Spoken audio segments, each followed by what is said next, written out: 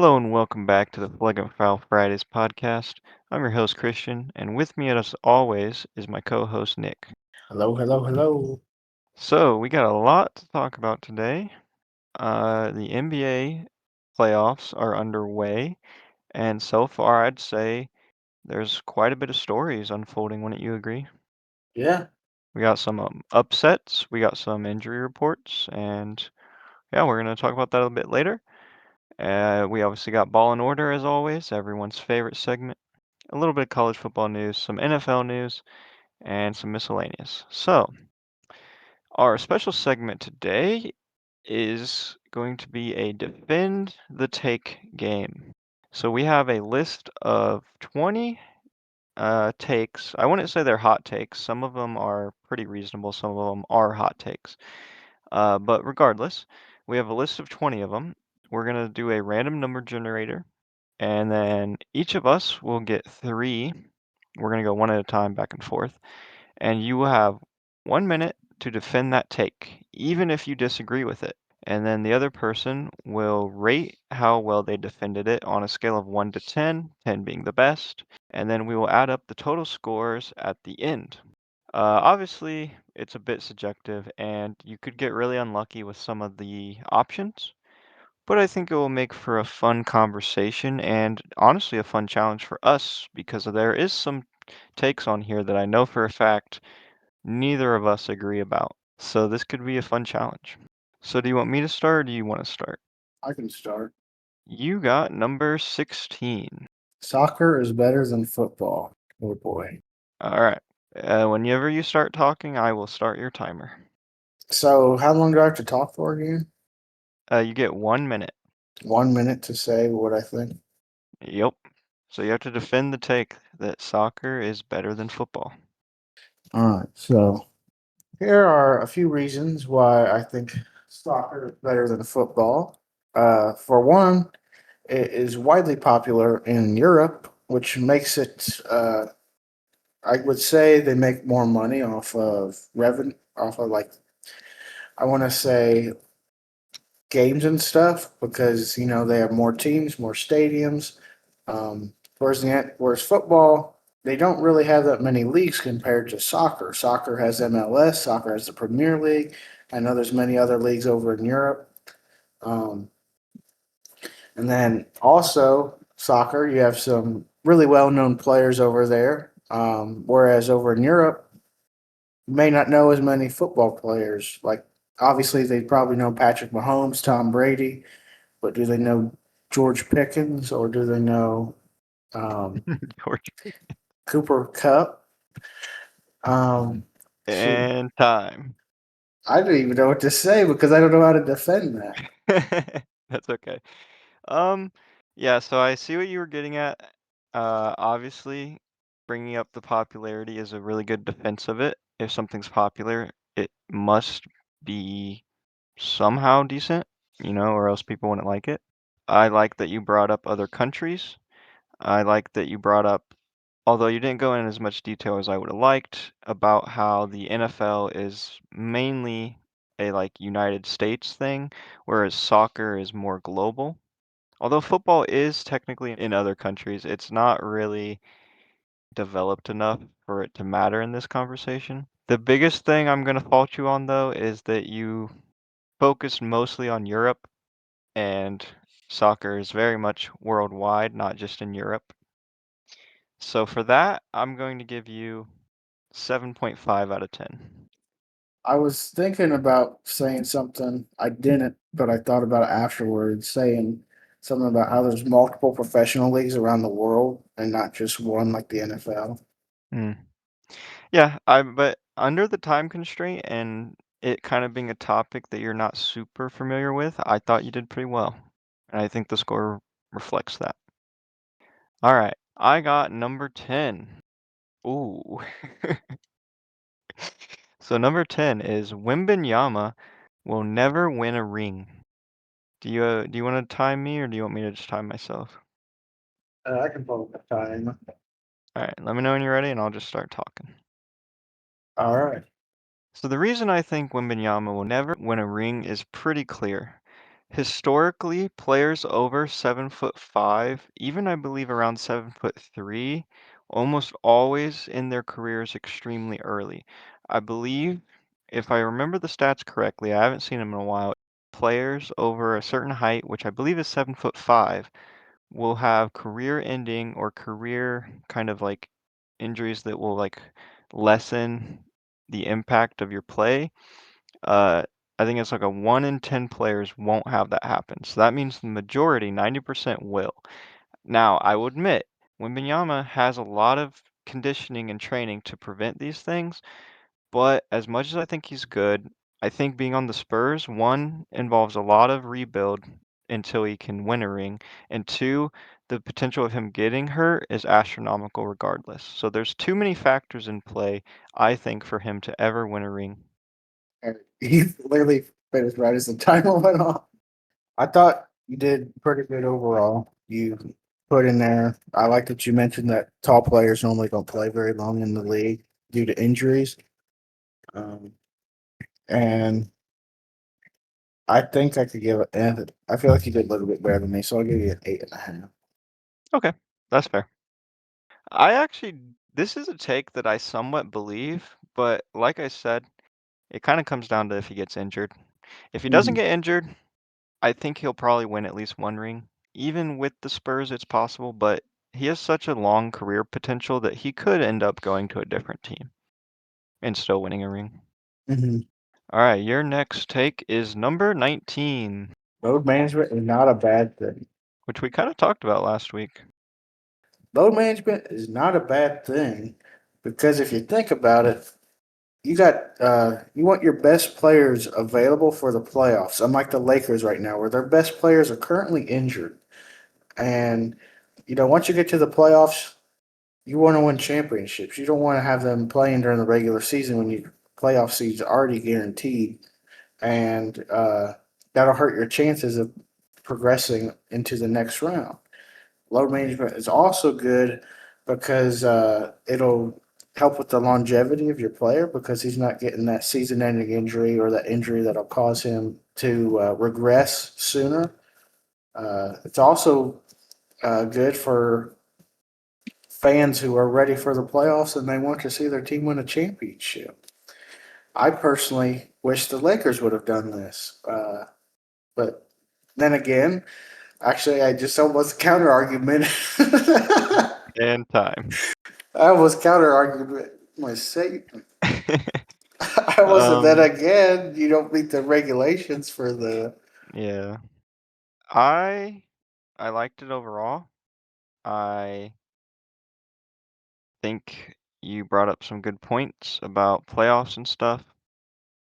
Um, the only real negative is I wish you would have brought up some counter arguments for it because you did say it's good for the fans because of the playoffs, but you didn't mention how in some cases it's bad for the fans and that they might not get to watch players that they flew thousands of miles to watch, you know? So I would have liked you to at least jump into a little bit of the counter arguments and then to counter the counter arguments.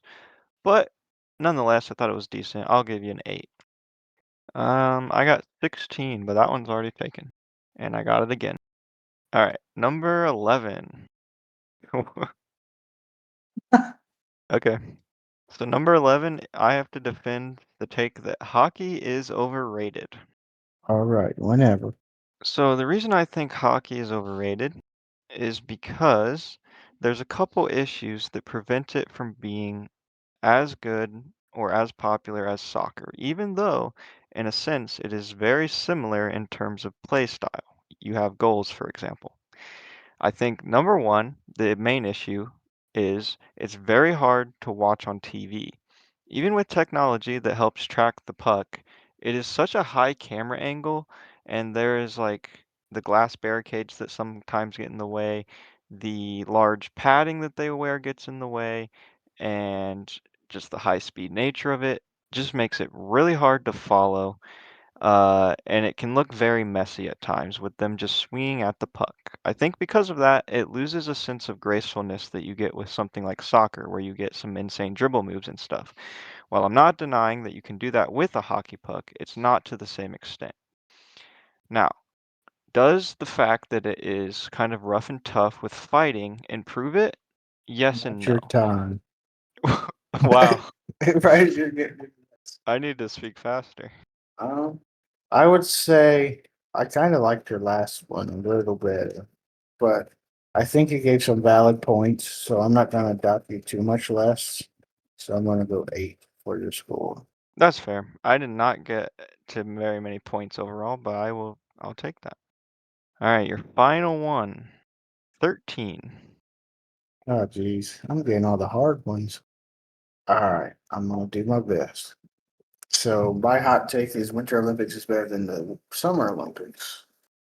Or I guess it's just a take, not really a hot take. It's a cold take, actually. Yeah, it's cold, cold to warm. All right. So the Winter Olympics is better than the Summer Olympics because, for one, uh, there's not as many sports, so it's kind of easier to track the difference between the events. Like skiing and the skiathlon and stuff with the similar name. You know what that is compared to the Summer Olympics, where you don't really know what an event is based off of what it says. On certain ones, I will say most of them are pretty self-explanatory, but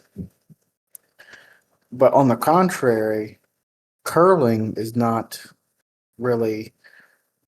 It doesn't really state what it is, but a lot of people know it, so nobody cares. But for the Winter Olympics, I think it's better also because it's not as watched as the Summer Olympics because of the popular sports in the Summer Olympics. Whereas the Winter Olympics has snowboarding, which is cool to watch. And And I liked your start. I like that you pointed out that there's less sports overall. I think that's a good like the point. simplicity of it. Yeah, because it is easier to follow. And I do like, I was gonna dock you points until you briefly mentioned that some of the Winter Olympic sports are named kind of hard to understand. Because I was thinking when you hear things like skiathlon or like, well, I mean, when we were doing the medal counts, we remember like there are some really long names like 16-kilometer speed skating indoor, like, all this wacky stuff, right? So I wish you would have touched on that a little bit more, but you did touch on it, so I'm not going to dock you points for that. However, towards the end of your argument, you almost started to defend Summer Olympics. And so I really don't feel like I can rank you any higher than a 7.5, Well, what unfortunately. what I was trying to get at was the Winter Olympics are not watched as much, which makes them more enjoyable. Right. I get it. I kind of get where you're going with that, but it almost came across for a bit that you were making arguments for the other side, which is obviously not the goal of this game. So I have to, unfortunately, dock you a few points. So yeah, 7.5. Not terrible. I was kind of hoping you would get the number one, Oh, because that's kind of a fun one. I got number 11, which is taken, and I got it again, and I got 10, that's which is taken. also taken, and I got 4. Oh, this is like the only one on the list that I don't know much about.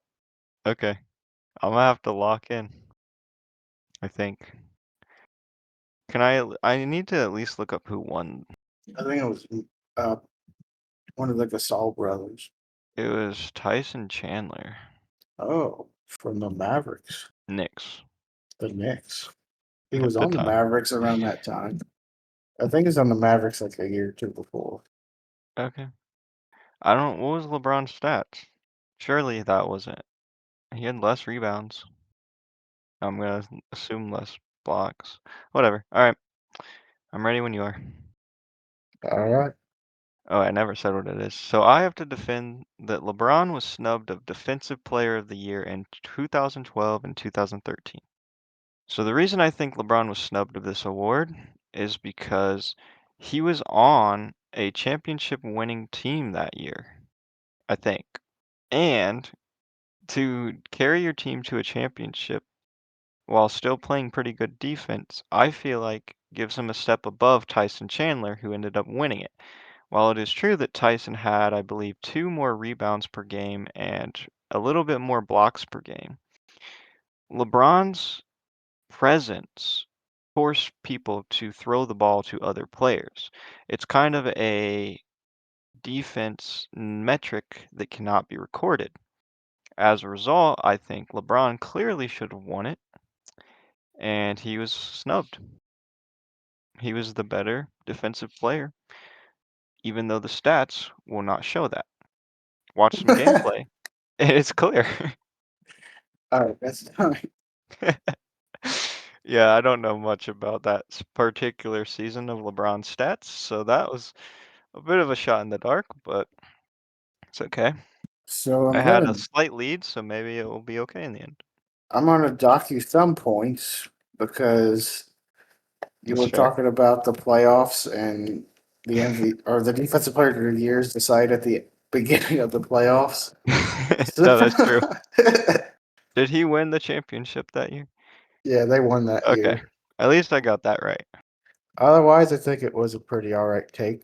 I did like that you mentioned that the passing out of shots and stuff is a defensive metric that isn't tracked. Yep. And I'll Uh, admit I haven't seen Tyson Chandler or LeBron during that year, so I can't really say which that actually applies to. so I'll go with 7. A I'll be 7. generous. Okay.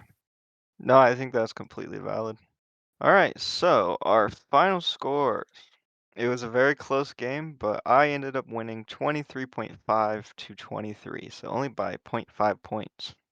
That was fun though. I think it will be a good conversation topic for the comments. Let us know who you think won. Also, just for fun, here's the other possible takes that we would have had to defend. We would have had to defend that Draymond Green is one of the greatest defenders of all time and was a key to the Warriors' success. I don't think that would have been that hard to defend. What about you? I would say probably one of the greatest defenders of all time would be hard to defend, considering he only has what, one defensive player of the year at best. Yeah, I guess that's somewhat fair. And I guess some of the reason he's useful to the Warriors is his ability to like facilitate offense. He's a very good screen setter and pretty good assister, I would say. So yeah, that's actually a good point.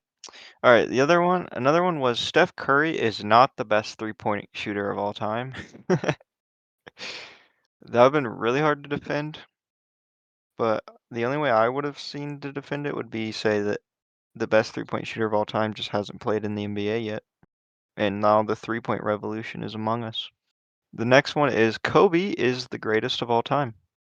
Probably a little hard to defend, but if you talk about his mentality and influence on the game, there maybe is a debate if you are categorizing GOAT as that instead of necessarily stats and stuff. Next one is Anthony Davis should have been Defensive Player of the Year award winner in his career. He never won it. Another one is the Thunder will not make the finals this year. Next is MJ is better than LeBron, followed by LeBron is better than MJ. Next is Bill Belichick was carried by Tom Brady. Next, we got Steph Curry was the greatest player of LeBron's era. That would have been an interesting one to defend, but I think there's some Hmm. arguments there outside of the fact that LeBron has played for longer than Steph was in the league. But his prime did somewhat overlap with Curry's career. Steve Kerr is a top 10 coach of all time, followed by Steve Kerr is not as good of a coach as his awards would suggest. I know for one fact he's not very consistent at drafting and developing young players. So there is an argument there. Next, we got Luca will never win an MVP. And then SGA will finish his career with more championship wins than LeBron. That one would have been an interesting one to defend, I think. And then our last one that didn't get used is that tanking is not a bad thing for the NBA. All right. I think that was kind of a fun game. We might have to bring that back sometime. So moving on to our ball and order segment. To start off, we have an update on Damon Jones. We talked about him a while back. He had, I think he was the former assistant coach or something. Yeah, a former NBA player and assistant coach. But he's expected to Played become with the first LeBron. person. Yeah, he did play with LeBron. I think he won a finals with LeBron. But he is expected to become the first person to plead guilty in a gambling sweep, or in the gambling sweep that had happened earlier in this year.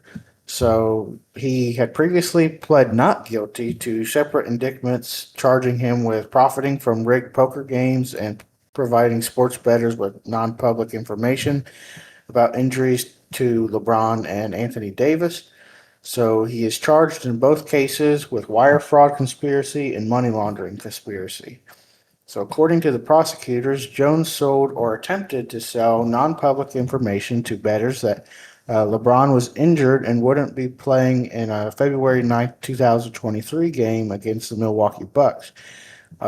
He was texting an unnamed co conspirator, get a big bet on Milwaukee tonight before the information is out. So, basically, telling him to bet on the team that had the lower odds so they would win more money if you don't know how betting works. James or LeBron wasn't listed on the Lakers injury report at the time of the text message, but he was later ruled out of the game because of a lower body injury. And then on January 15th, 2024, sports bettor Marv's Fairley paid Jones approximately $2,500 for a tip that Anthony Davis would see limited playing time against the Oklahoma City Thunder because of an injury. And Fairley then placed a $100,000 bet on the Thunder to win, but the tip was wrong. Davis played his usual minutes and scored 27 points and collected 15 rebounds, prompting Farley to demand a refund of his $2,500 fee. So did he go to the court over this refund? I don't know. He might have set it on the side so that way they wouldn't get in trouble for really Yeah, I would for have like to leaking imagine information. this is just something that was revealed within the investigation. Because if he went to court over this, there's no shot that that would happen, right? Like, there's no way you're that dumb. Because if they go to court over this, they're gonna both be in trouble. So I don't know. I'm gonna have to assume that that was just revealed in the investigation. But yeah, I would anticipate that we're gonna see more people prosecuted fairly soon. Also, did it say what his punishment is? Like, is he gonna go to jail? It didn't say yet. I don't believe in the statement I read. Well, that might come out later. If it does, we will keep you guys updated. In other news, a former Alabama football player faces charges of wire fraud and identity theft after he allegedly used wigs and a fake driver's license to impersonate NFL players for the purpose of securing nearly $20 million in loans. This player was former Alabama football player Luther Davis. Prosecutors alleged that he pretended to be three different NFL players from May 2023 until October 2024 in order to secure loans from multiple lending agencies. The players whose identities were allegedly used are Atlanta Falcons quarterback Michael Penix Jr., former Cleveland Brown tight end David Njoku, and Green Bay Packers safety Xavier McKinney. The court documents state that none of the players had authorized the loans and that the fake email accounts were created without their knowledge. Kind of a crazy situation, I would say. Yeah. I don't know if this was a recent Alabama football player, like he just graduated last year or what, but you would think if it was recent within NIL, that's kind of crazy that he Based did on that because he pictures, he probably made seems to be older. 35. He was a okay. 2000, So yeah, he wasn't up for 2009 NIL. national champion. But I'm looking at pictures of him, and I'm not really sure that he looks like those players that he was impersonating, even with wigs. Actually, he kind of looks like Michael Penix a little bit. Yeah. Yeah, maybe he could get away with it. But I don't know. It sounds like he emailed them. I don't know if email is gonna be the best way to get a loan to go through, because I feel like you'd need more proof than that. Yeah, I don't know. But nonetheless, we will continue on. So we got some college football news. A judge in Cleveland County, Oklahoma, has granted Owen Ineki a preliminary injunction, which will allow him to play at Oklahoma for the 2026 season.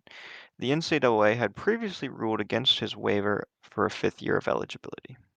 And then we have an update on the college football playoff situation for next season. So the leaders of the college football playoff committee are currently meeting in Dallas this week.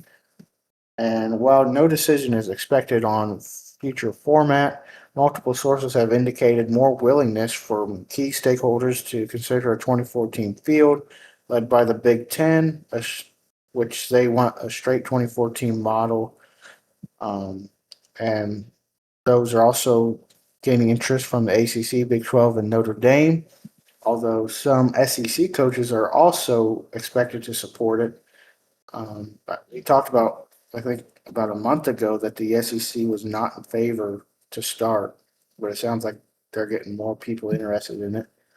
And then there are questions remaining if the Big Ten and the SEC can ultimately agree on a format by December 1st, and some include Notre Dame that would still prefer the 16 team format. If I recall, I believe the Big Ten was the ones kind of pushing this, but the SEC didn't like what they were proposing. I wouldn't Mhm. say that's necessarily the SEC's fault, but maybe the Big Ten was a bit too lenient in some of their rules and stuff they wanted. But regardless, I don't quite get why Notre Dame would prefer a 16 team because wouldn't a larger team playoff give them more chances to make it? Yeah. Or are they potentially worried about making less money because more teams means more money divided between them? I don't know. I think I mean, it does drastically change the history of college football because for a long time, college football was like pretty much no playoffs, right? It was mainly like end of the season, best team wins it, Hmm. which I don't necessarily love. I find formats like March Madness to be a bit more exciting from a fan perspective. But yeah, so I don't know. I kind of like it. I think more expansion means more chances for some crazy Cinderella runs, but I could see the argument that it rewards those teams that are kind of borderline making it. Um, but yeah, moving on to the NFL segment. 2 weeks ago, we covered a NFL logo tier list, and since then, there has been multiple updates to uniforms and logos. So that was kind of timed badly, I would say. So let's talk about it. The Rams got a new logo, and it's not good. Almost everyone I saw online says it's not good. It basically takes the already controversial logo that me and Nick actually said is actually an okay logo and just makes it all yellow for some reason. Yeah, I'm not really sure what they were thinking. I like the other logo better. Makes it more diverse, I guess. Yeah. And now we're going to talk about their new uniforms. They showed off their home and away uniforms. They're pretty similar to the old ones. The biggest difference, I believe, is the numbers, right? The biggest difference I have noticed is the numbers. So the numbers used to have like a little white ombre at the bottom, for both home and away, and they took that out. It's just solid yellow and solid I blue. actually think I like the old uniforms slightly better, even though at first glance you can't even tell they're different. Again, they just took away the white for some reason. Although the away being all blue numbers actually looks pretty decent. Hmm. And I do like their new helmets where they don't have just a sticker. They actually have it like embedded on the helmet for the name Yeah. of the team. A lot To of go, people though love the old Rams logo, even though these color schemes are completely different. It was more of a dark blue and like a kind of a dark gold, hmm. kind of like the Saints colors, I guess. Uh, yeah, I don't know. It's not really that big of a change, although I do think the logo was terrible and they should not have changed it. And the Ravens also got updated jerseys, which I really like these jerseys. Yeah, I'm not a huge fan of the all purple ones, but it's not terrible. The black ones though are really awesome, and they have like an alternative logo on the helmet for those. It is Hmm. a black, all black raven with like glowing red eyes. I mean, this honestly makes me wonder, like in an alternate universe, if this was their normal logo, where we would have put it on the tier list because man, this is kind of Yeah. fire. Like it's not perfect, but it even the like idea behind it makes me desire a Black Ravens logo now as their normal logo. Hmm. Because like this showed me a glimpse of the potential that I never even thought about, even though I should have, because Ravens are, I mean, they're all black. I just always kind of assumed because the team was purple that it would always be a purple Raven, so I never even considered it a possibility. But yeah, I think overall they're good. So last year they had a similar helmet, but it was a purple helmet with that Oh really, logo I never on it. saw that. I actually never saw that. I will say though, I really like the away jerseys, how around the neckline there's like wings, it looks like. Yeah, I So like these are that. really, really good changes, I would say overall. Baltimore knows what they're doing. Rams do not. Yeah, the home jerseys also have those wings Oh, around the do they? neckline. Oh yeah. Okay, a They're little bit just harder to black. see. That's cool. Yeah. So overall, I like this jersey update for them. Will they play better now? Maybe. Well, they got a new head coach, so we'll see. So in other news, I wanted to cover this because this year's and I guess last year's free agency has been insane. So Miles Garrett became the first non QB to ever pass $40 million annually for a contract, like a yearly contract. $40 million is what he makes. And then just 1 year later, it's already dropped to eighth among non QBs. So the players above him are Will Anderson Jr. with a $50 million contract, which we'll talk about later. He just signed this past week. Micah Parsons with a $46.5 million contract, obviously last year with the Packers. Aiden Hutchinson, a $45 million contract with the Lions. Jackson Smith-Njigba this year with the $42.15 million contract. TJ Watt with a $41 million contract. And Jamar Chase with a $40.25 million contract. Yeah. I mean, we've been kind of talking about for a while now that it seems like the NFL is kind of inflating, where salaries as a whole are going up. This isn't necessarily a bad thing for Miles Garrett's sake, but I will say in the future we probably will see someone like a Miles Garrett or something make more money than these guys even. So who knows? It was worth noting, but it's not necessarily a bad thing. Yeah, I just thought it was interesting that just last year he became the first non QB Yeah. to ever pass $40 million, and then year later, there's already eight more that Yeah, I went mean above the him. just a good that's a good example of how fast the inflation is hitting. Hmm. And Will Anderson is signing a 3-year, $150 million extension that makes him the highest paid non-quarterback in NFL history. The deal includes $134 million guaranteed. And then the Falcons are trading defensive tackle Rook or Horro or Horro to the Jaguars in exchange for defensive tackle Mason Smith. The Giants are also trading Dexter Lawrence to the Bengals in a deal that will include the 10th overall pick going to New York. The Giants now head into the NFL draft with fifth with the 5th and 10th overall picks. Dexter Lawrence is signing a 1-year, $28 million contract extension. So, a lot of options this year for the Giants in terms of the draft. Yeah, and I talked to a Bengals fan about this, and I said, why didn't you guys just re-sign Trey Hendrickson and keep your pick? Instead, they let the Ravens sign Trey Hendrickson, and now they traded up or they traded for Dexter Lawrence and gave up their fifth Yeah, overall pick. it's a good point, but I don't know how much they're struggling in terms of money right now. Hmm. Well, must not be too bad if they just signed a $28 million extension. But they would have had to pay if they kept him. Mhm. In other news, the 49ers and Trent Williams reached an agreement on a 2-year, $50 million extension. And Brandon Aubrey and the Dallas Cowboys reached an agreement on a deal that will make Aubrey the highest paid kicker in NFL history. The 4-year extension makes Aubrey the first kicker to earn $7 million per year, and he will receive $20 million guaranteed. Speaking of the Cowboys, their executive vice president, Stephen Jones, told reporters that they've decided wide receiver George Pickens will play on the franchise tag this season, and there won't be talks on a long-term deal. Pickens has not signed the franchise tag yet. So I guess we'll see if he actually stays with them. Yeah. And we just wanted to point out that we will be talking about the NFL draft next week because the draft is coming up Yeah, soon. the draft is Oh, tomorrow, never mind. It is very soon.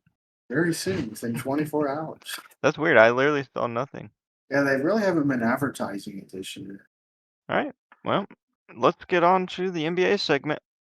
This is our favorite time of the year for the NBA. That, of course, being the NBA playoffs. So I wanted to talk about the play-in results. I discovered that when you look up play-in results online, you find virtually no results and some contradicting results, like seeds being wrong. So I had to really dig for this, but I think I got it right. So in the Eastern Conference, the ninth seed Charlotte Hornets played the 10th seed Miami Heat, and they won. So the Hornets advanced. Then the 7th seed 76ers played the 8th seed Orlando Magic, and the 76ers won. So the 76ers were locked in as the 7th seed for the playoffs, and the Magic went on for one more chance, where they ended up playing the 8th seed Charlotte Hornets. Orlando dominated that game, winning by 31 points, and they went on to become the 8th seed, eliminating the Hornets from the playoffs, or I guess play-ins. It's still weird to me that the play-ins don't count as the playoffs, even though it doesn't Hmm. count as stats, right? Yeah, I don't think it counts as playoff Oh, so it stats. I doesn't don't count know as where those either. stats Okay. go, but So you could drop yeah. 200 points, completely breaking that record, and it wouldn't count. I mean, from a fan perspective, it would. And to be fair, scoring records in this sort of format would be probably harder than regular season because both teams are trying hard. I think the play-in has its own little stat category now Okay, that it's official. I didn't know that. But anyways, the East, so like I said, 76ers were the 7th seed and Magic became the 8th seed. And the Heat and Hornets were eliminated. One thing to note is that the Magic moved on to play the Pistons to clinch the third straight playoff appearance in a row. Yeah, they also secured the largest lead at halftime in a playing game, which was 68-37, so 31 points. And then they also secured the largest margin of victory in a play-in tournament in history, like a playing tournament game in history. And that was, like he said, 121-90, and that was also 31 points. So they consistently kept their lead. Yeah. And we'll talk about some of the reasons for that later when we talk about some stats that the Hornets had. But let's move on to the Western Conference play-ins. So the ninth seed Warriors defeated the 10th seed Los Angeles Clippers. So the Clippers were eliminated. The Warriors went on to play the Suns. And the 8th seed Suns defeated the Warriors 111-96. Honestly, I felt like the Warriors could have won that game. I was watching it and they just were not defending threes. Jalen Green was going off from 3 point. Curry really had no impact, never really got going. Uh, they had, I think, I want to say 11 turnovers in the first quarter. Yeah, it was just a terrible start, never really locked in, and just not good defense. Maybe next year when they get Jimmy back and stuff, they might have a decent run. Who knows? One last kind of dance. Although, it should be noted that Steve Kerr, his contract ended, so that's up in the air. I heard that Iguodala is one of the candidates to become head coach. Is he That'd actually? Or are you be, just saying that? yeah, no, I think so. I don't know if he has a chance. I don't even know if he has any coaching uh experience, but yeah, so this could have been Draymond, Steph, and Steve Kerr's last game together. They did hug after the game. So, Yeah, it's crazy to think about because they've been together for so long. yeah.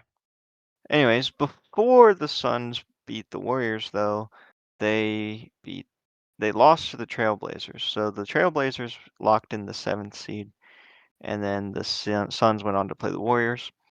So in the end, the Trailblazers locked in the 7th seed, like I said, Phoenix locked in the 8th seed, and the Clippers and Warriors were eliminated. And then moving on to our current playoff bracket standings. There is games tonight. Yeah, there's games tonight.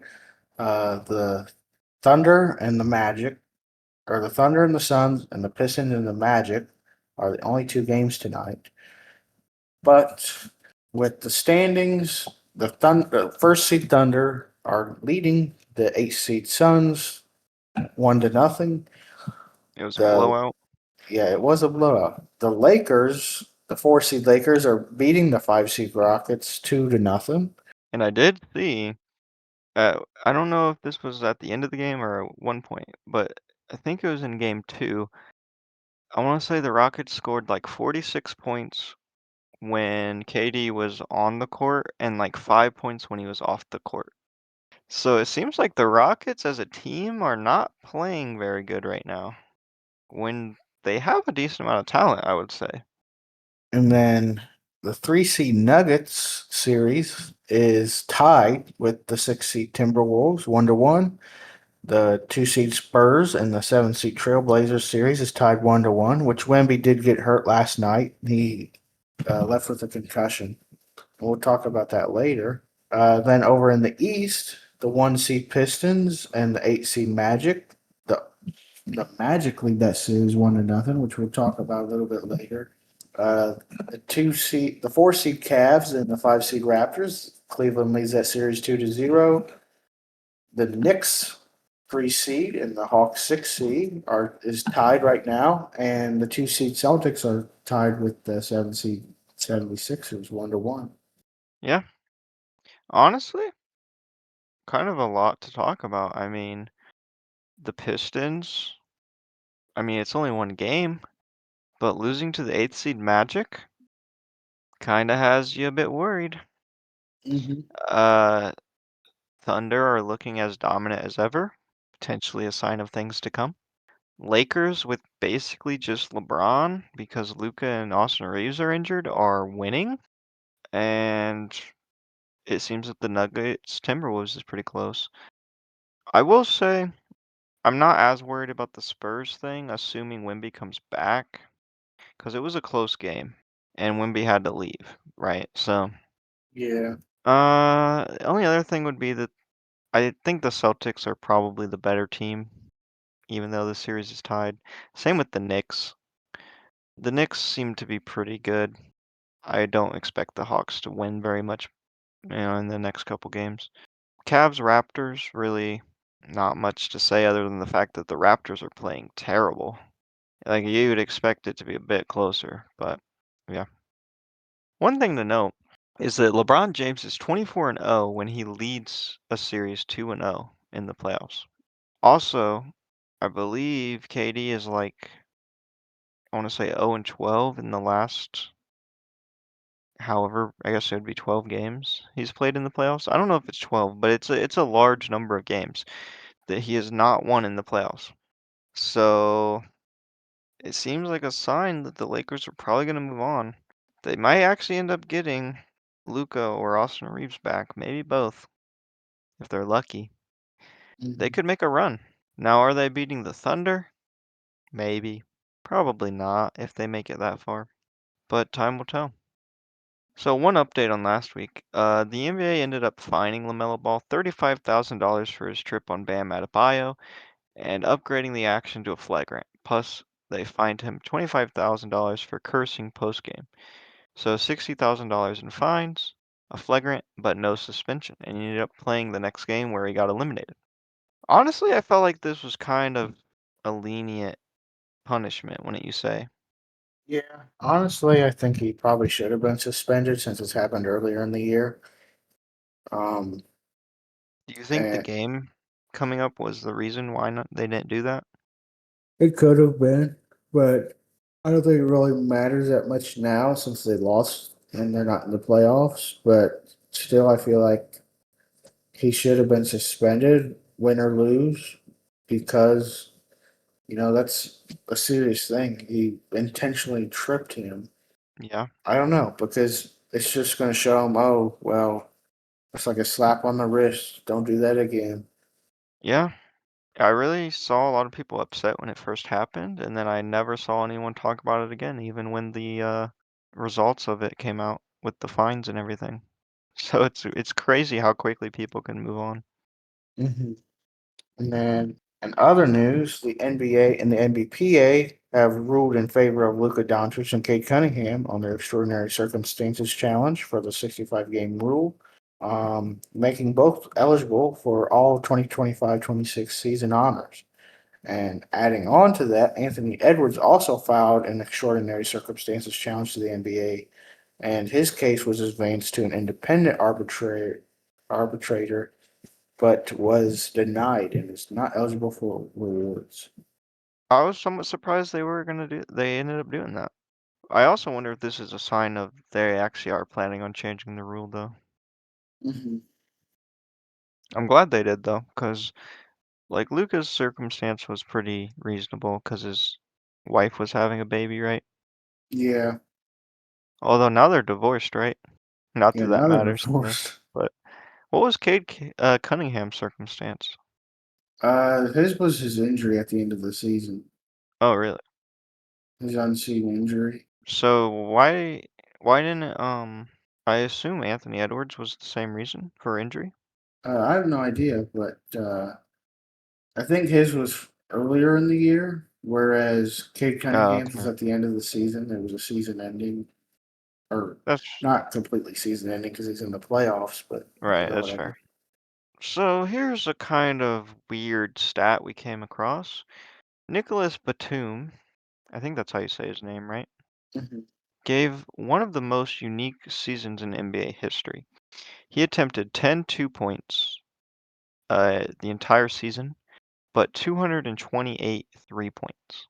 For reference, Markel Fultz played only 36 total minutes in 5 games this season for the Raptors, and he attempted 11 2-pointers, which is one more than Batum, who played 1,295 minutes.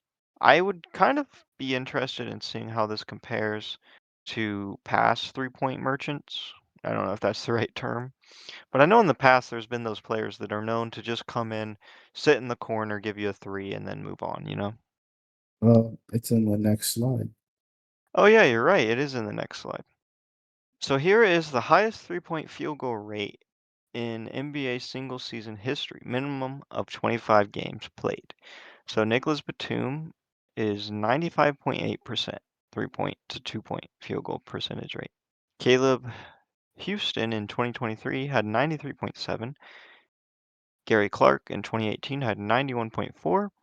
Lindy Waters III in 2022 had 91%. And Sam Merrill in 2023 had 90%. What do all these players have in common? They're not really big name players, which implies to me that they come in, do their job, and that's all they do. What wouldn't you say? Yeah. I mean, we don't even have. I was kind of expecting JJ Redick to be on this list, but I would say JJ Redick probably is a bit more of a starter than these guys in terms of role. Yeah. So with that comes the necessity of two-pointers, I guess. Speaking of the Clippers, because Nicholas Batum is on the Clippers, uh, with the Clippers losing in the play-in tournament, the Thunder have a chance at getting a top four pick this year. And It's so, very low, but it's like 4%, I think. The chance is low, but looking back at a trade that happened a few years ago for Paul George, I believe it was in 2020. I don't remember exactly when it was. It was like 2021, something like that. But the Clippers got Paul George, That's it. and the Clippers gave the Thunder Shea Gilgeous-Alexander, which is a two-time MVP, soon to be. But they Uh, didn't know how good he was going to develop, to be fair. yeah, That can slide a little, but it did not age well.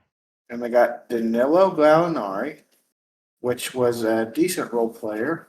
They got a 2021 first round pick, which turned out to be Trey Mann, a 2022 first round pick, which turned out to be Jalen Williams, a 2024 first round pick, which turned out to be Dylan Jones, a 2025 first round pick, which they traded to Miami and it ended up being a number 15 overall pick, and then a 2025 first round pick swap to the Clippers for the number 24 pick.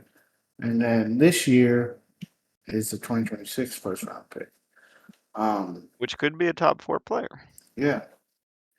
So they gave up six first round picks and two players for Paul George. including potentially two-time MVP Shea Gilgeous-Alexander. Yeah. I would say some of that had to do was because Paul George was kind of revitalizing his career when he was at OKC.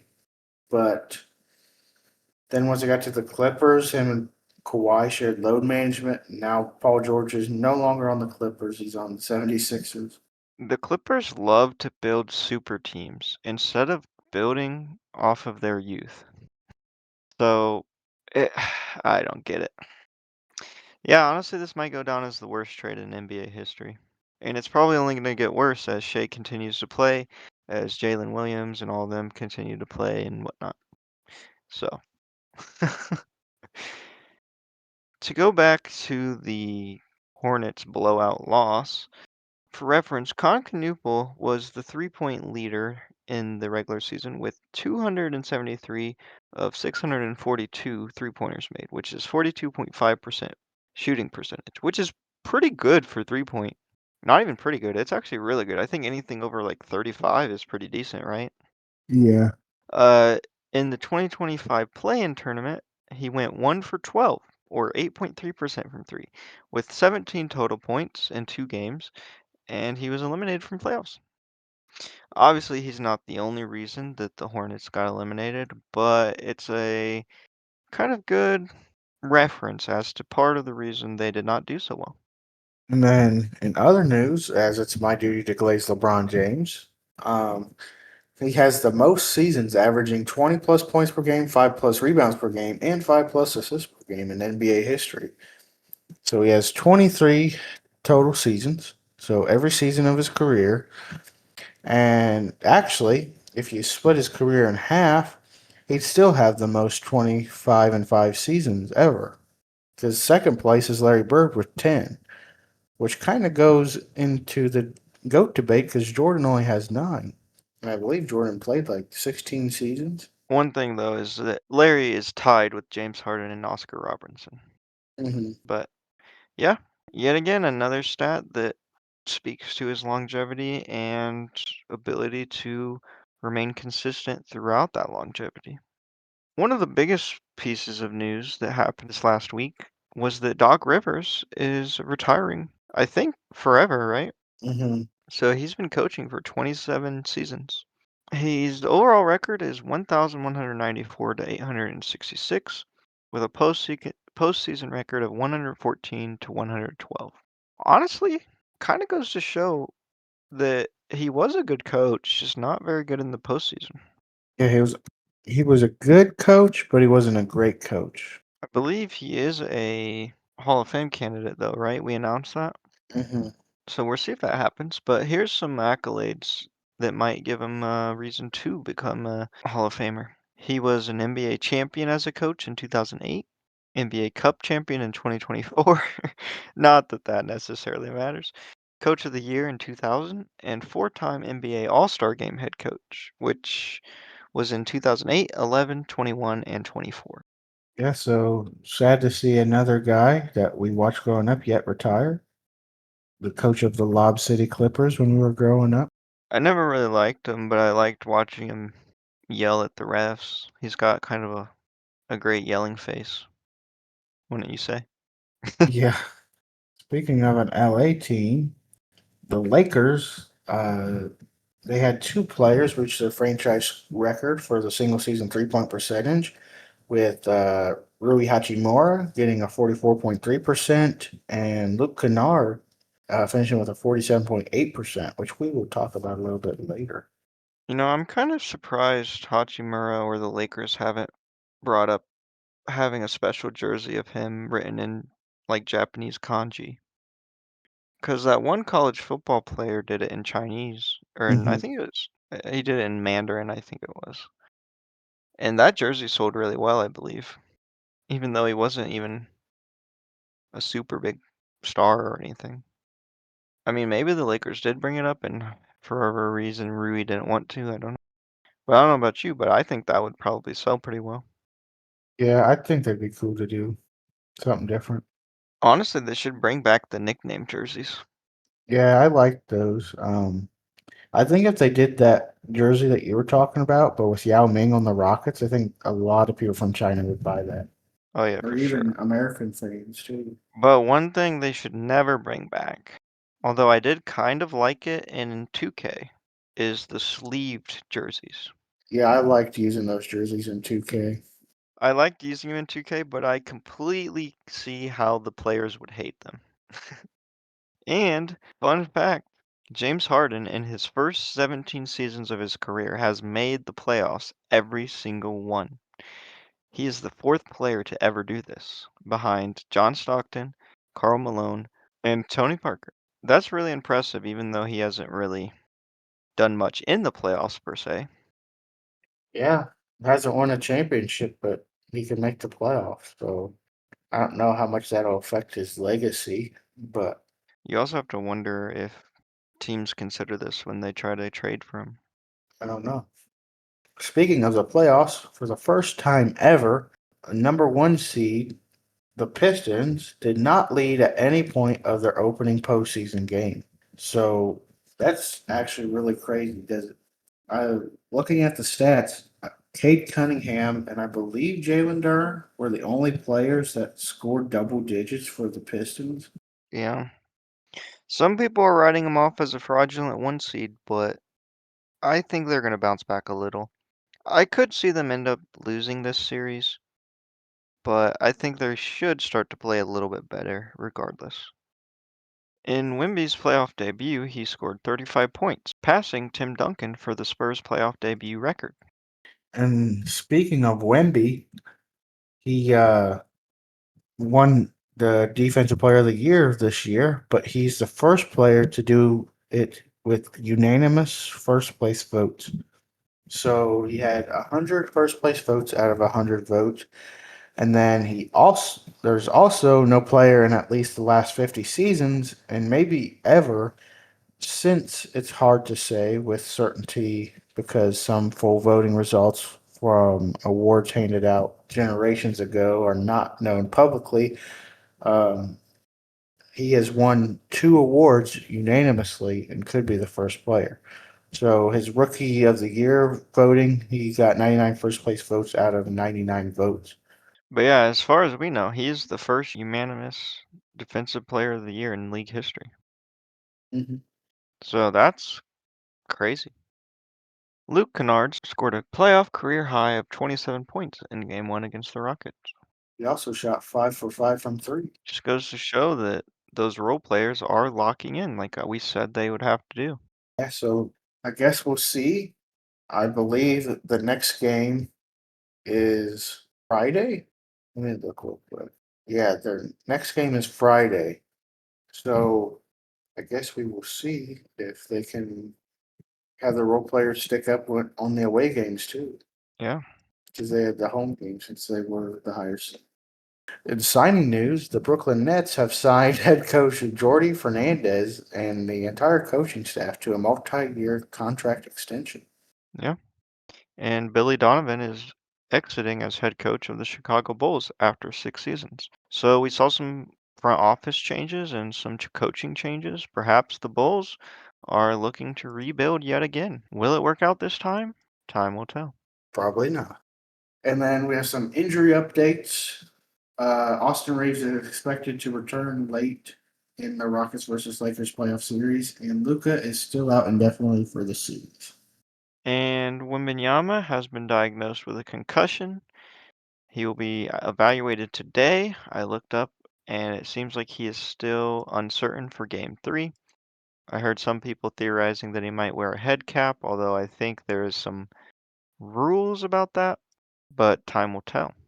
It is unfortunate though if he's going to miss even a game or two. I could see this being the whole series because he had a really good start to his playoff debut. But yeah, we'll keep you guys updated on his injury. Moving on to our miscellaneous. Kind of a weird stat that Christian sent to me is uh, Carson Wentz has won one game at Tottenham Hotspur Stadium in the last 8 months. Premier League wins by Tottenham Hotspur at Tottenham Hotspur Stadium in the last 8 months is also one.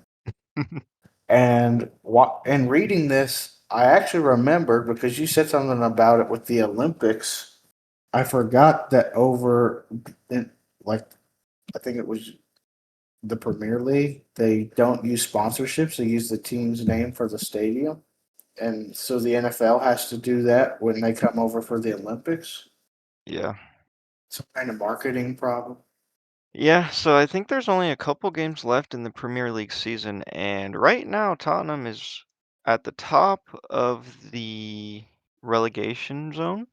I think they're 2 points behind West Ham if they want to make it out. This is sad for me because I am actually a Tottenham fan, and they are playing garbage. Who would have thought that firing the coach that gave you some success pretty early into his tenure would backfire? I believe they haven't been relegated since the 70s. So, but hey, if we get relegated, we might actually win the trophy. So maybe this is just a big brain play on our parts. But yeah, that's an insane stat. Another insane stat, Shohei Ohtani has a 48 game on base streak. It might even be more now.